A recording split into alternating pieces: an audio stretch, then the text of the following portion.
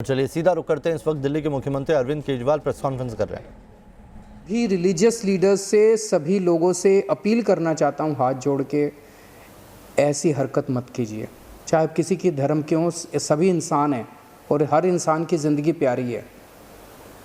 तो इस मामले में कल शाम को ही दिल्ली सरकार ने एलजी साहब को लिखा था कि इस मामले में एफआईआर दर्ज की जाए। मुझे पूरी उम्मीद है कि एलजी साहब तुरंत जल्द इस पे आदेश दे देंगे। और मैं सुन रहा था कि कई लोग कह रहे हैं कि इतनी तारीख को इस अफसर को चिट्ठी लिखी गई थी, उसने एक्शन नहीं लिया, इतनी तारीख को इस अफसर को चिट्ठी लिखी गई थी। अगर किसी भी ऑफिसर की कोताही मिलती है उसको भी नहीं बख्शा जाएगा, क्योंकि ये जो पूरा का पूरा सिलसिला हुआ है ये बहुत ही गलत है, बहुत गलत है। कितने लोग जो अंदर मौजूद थे उनकी ज़िंदगी के साथ खिलवाड़ हुआ है। वहाँ से निकल के कितने लोग देश भर में गए। कल मैंने सुना तेलंगाना में जो लोग यहाँ से निकले थे, तेलंगाना पहुँचने के बाद 6 लोगों की उनमें से मौत हो गई। कितने जिन्होंने डायरेक्ट पार्टिसिपेट किया था उनकी ज़िंदगी खतरे में, और कितने लोग जो बाद में उनके संपर्क में आए उनकी ज़िंदगी खतरे में हो सकती है। ऐसी हरकत हमें बिल्कुल नहीं करनी। ऐसे में सरकार को सख्त कार्रवाई करनी पड़ेगी और सरकार उसमें हिचकिचाएगी नहीं। कुछ दुकानों में जो राशन बट रहा है, बहुत भारी संख्या में लोग आके राशन ले रहे हैं।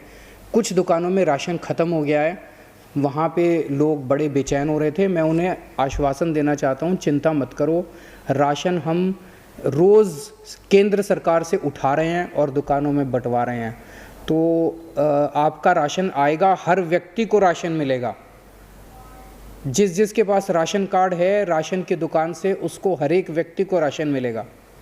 मैं जिम्मेदारी ले रहा हूँ। तो आप वहाँ पे अगर आज मान लीजिए राशन बंद हो गया, ख़त्म हो गया, तो चिंता मत करना, कल आ जाएगा, परसों आ जाएगा।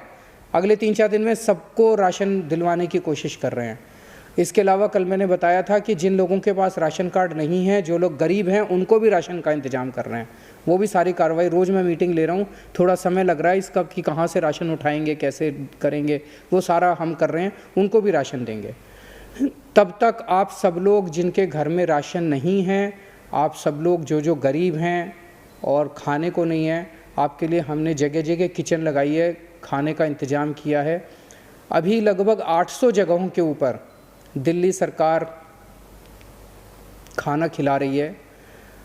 कल से 2500 स्कूलों में और लगभग 250 नाइट शेल्टर्स में 3500 सेंटर्स के ऊपर खाना बंटना चालू होगा, और एक सेंटर में लगभग 500 लोगों के खाने का इंतज़ाम होगा। तो आज तक हम लोग 3.5 से 4 लाख लोगों को खाना खिला रहे थे डेली। कल से हमारे पास 10 से 12 लाख लोगों को हम खाना खिला पाएंगे। मुझे लगता नहीं इतने लोग खाना खाने के लिए आएंगे, लेकिन इस पे हमने काफ़ी सोच विचार किया। अभी जहां हम खाना खिला रहे थे वहां खाना खाने वालों की भीड़ उमड़ रही थी, सोशल डिस्टेंसिंग नहीं हो पा रही थी। तो हमने सोचा इसको बहुत ज़्यादा सेंटर बना देते हैं। तो लगभग 3500 सेंटर्स में कल से खाना मिलेगा।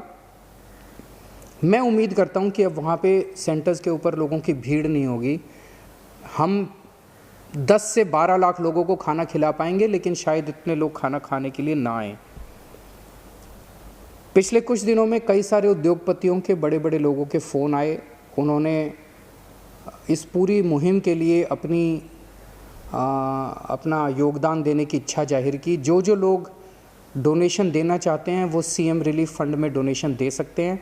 लेकिन मेरी आप लोगों से गुजारिश है, अगर आप सीधे, हमें पीपीई बहुत सख्त ज़रूरत है। मुझे अपने डॉक्टर्स की सेहत की चिंता है। हम कोशिश कर रहे हैं ज़्यादा से ज़्यादा पीपीई, सरकार भी ख़रीद रही है। लेकिन अगर आप भी कहीं से अगर ख़रीद के सीधे पीपीई दे सकते हैं, या वेंटिलेटर दे सकते हैं, या टेस्टिंग किट्स दे सकते हैं, इन 3 चीज़ों की इस वक्त सख्त ज़रूरत है। हम भी कोशिश कर रहे हैं इधर उधर से लेने की, ला रहे हैं। लेकिन अगर आप भी ख़रीद के दे सकते हैं तो आप हमें ज़रूर सीधे ख़रीद के दे सकते हैं।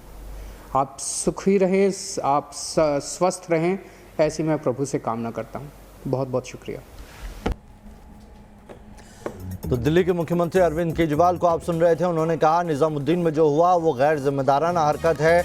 जो लगातार ये बात कही जा रही है कि चिट्ठी लिख रहे थे कई तारीख से, तो अगर ये किसी सरकारी अधिकारी की भी इसमें खामी निकल के आती है तो उनके खिलाफ भी तुरंत कार्रवाई होगी, लेकिन हम किसी को बख्शेंगे नहीं, क्योंकि जिंदगी के साथ खिलवाड़ किसी की भी बर्दाश्त नहीं किया जाएगा। मरकज से जो 24 लोग निकले हैं कोरोना पॉजिटिव पाए गए हैं, वहीं दिल्ली में 86 मरीजों की हालत स्थिर बताई। आपको ये भी बताते चलें कि उन्होंने साफ तौर पर उन उद्योगपतियों से कहा है जो उन्हें लगातार फ़ोन करके सीएम रिलीफ फंड में कुछ पैसा डालना चाहते हैं। उन्होंने ये कहा कि आप अगर वेंटिलेटर या फिर जो प्रोटेक्शन किट होती है वो प्रोवाइड कर सके तो ज़्यादा बेहतर होगा।